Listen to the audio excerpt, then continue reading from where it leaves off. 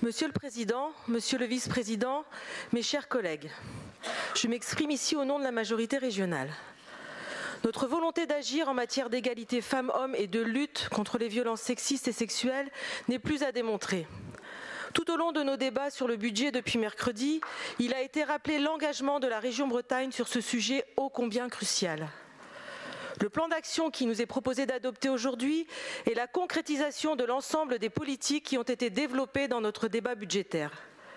Ce plan représente la continuité, le renforcement des actions de notre collectivité dans la construction d'une réelle égalité femmes-hommes. Des actions concrètes pour les Bretons, mais surtout les Bretonnes. La période d'instabilité financière qui pèse sur la région Bretagne ne remet en rien en question notre engagement sans faille pour construire une société où le genre n'est pas un frein à l'émancipation de toutes et tous. C'est une fierté quand d'autres font de l'égalité une variable d'ajustement. Nous maintenons le budget de la mission égalité, mais renforçons les actions sur tous les autres budgets. La région porte dans ce plan une politique volontariste pour une progression significative de la formation, de l'accompagnement et des outils mis à disposition des partenaires que nous accompagnons pour être à la hauteur des défis qui sont devant nous. Les actions proposées sont nombreuses et variées. Renfort de la parité dans les formations, notamment dans les secteurs considérés comme masculins, BTP, industrie, dans lesquels les Bretonnes ont aussi une place. Je salue donc le travail réalisé autour d'idéaux et la proposition de financer la garde des enfants des familles monoparentales, vous y faisiez allusion, Monsieur le Vice-président, pour aider les parents seuls, souvent des femmes, pour qu'ils ou elles puissent participer aux formations et ainsi s'émanciper. Les réseaux d'éducation populaire, les MJC, les divers projets en direction de la jeunesse que nous soutenons seront accompagnés dans la prévention des violences sexistes et sexuelles avec l'envoi dans les réseaux de jeunesse, et je rejoins complètement ce que vous disiez à l'instant, Madame Martorell, l'envoi de ce remarquable outil qu'est le violentomètre. Nous nous en félicitons quand nous savons que les jeunes sont les premières victimes de ces violences sexistes et sexuelles. Les jeunes sont les premières victimes de ces violences sexistes et sexuelles et les jeunes veulent lutter contre ces VSS, à l'image des échanges et projets que nous retrouvons au sein du Conseil régional des jeunes. Ils et elles n'ont de cesse de faire connaître leurs revendications en matière notamment d'éducation à la vie affective et sexuelle. Je pense notamment à leur travail sur la précarité menstruelle. Loin d'en faire un tabou, nous accompagnons les lycéennes et lycéens avec des protections menstruelles dans nos lycées et des culottes menstruelles pour les lycées maritimes. Symbolique pour certains, vraie avancée pour la liberté et l'émancipation de nos jeunes lycéennes. Notre jeunesse est un moteur essentiel d'une prise de conscience nécessaire. Construisons avec elle une région égalitaire, car l'égalité des droits entre les femmes et les hommes ne rentrera dans les faits qu'avec les jeunes, pas sans eux ni sans eux.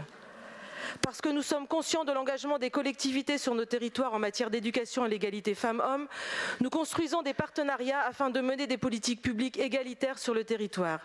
Ces politiques ont pour objectif de favoriser la parité dans l'espace public, dans les métiers et dans la pratique sportive. À terme, nous portons l'objectif qu'il n'y ait plus de domaine réservé aux femmes ou aux hommes, mais un ensemble de lieux d'émancipation, quelle que soit la personne. Malgré ces politiques volontaristes de la région, des intercommunalités, des différents acteurs, il demeure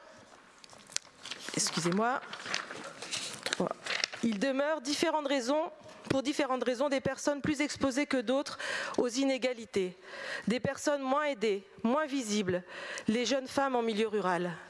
Et ce plan porte justement des actions en direction spécifique de ces territoires, actions portées notamment par nos espaces territoriaux qui sont assurément un formidable soutien et prennent leur part également dans ce plan.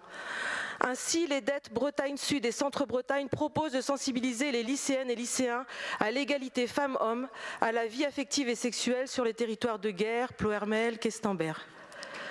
Je pense à cet instant aux jeunes filles de Langonette qui se sont rassemblées dans l'association XXL afin de réaliser un podcast sur la réalité de jeunes filles bretonnes en milieu rural. Je vous invite, chers collègues, à l'écouter ce week-end et à entendre une jeunesse bretonne vivante, sans tabou, engagée et pleine d'optimisme. Ce plan d'action est une partie de la réponse à leur message. Enfin, je me réjouis de voir la région inscrire noir sur blanc son engagement dans la lutte contre les violences sexistes et sexuelles. Le procès des violeurs de Mazan met en lumière la violence de notre société et la liberté que s'octroie une partie des hommes sur le corps des femmes. Je tiens à saluer le courage de Gisèle Pellicot, car il faut du courage pour porter sur ses épaules la violence physique et psychologique de ses agresseurs et de faire lever le huis clos du procès afin de dénoncer, médiatiser la culture du viol, marteler l'impérieuse nécessité du consentement dans tout rapport sexuel et aider les milliers de femmes victimes de viol à ne plus avoir honte. Car la honte et le sentiment de culpabilité doivent changer de camp. Une évolution de nos sociétés est nécessaire. Chacun doit prendre sa part, mieux prendra sa part. Notre part, nous la prenons. Chausser les lunettes de l'égalité quand on travaille à de nouveaux dispositifs, ce plan prouve que nous y arrivons. Appelons maintenant les jeunes et les professionnels, comme vous le disiez, Monsieur le Vice-président, les professionnels jeunesse à investir le réseau que constitue le Conseil pour l'égalité entre les femmes et les hommes en Bretagne. Nous avons tellement besoin d'avoir du monde, d'avoir tout le monde dans ce Conseil. Et je conclurai en m'inspirant du titre d'un remarquable rapport du Césaire. Il faut toute une région pour favoriser l'égalité femmes-hommes et la lutte contre les violences sexistes et sexuelles. Je vous remercie.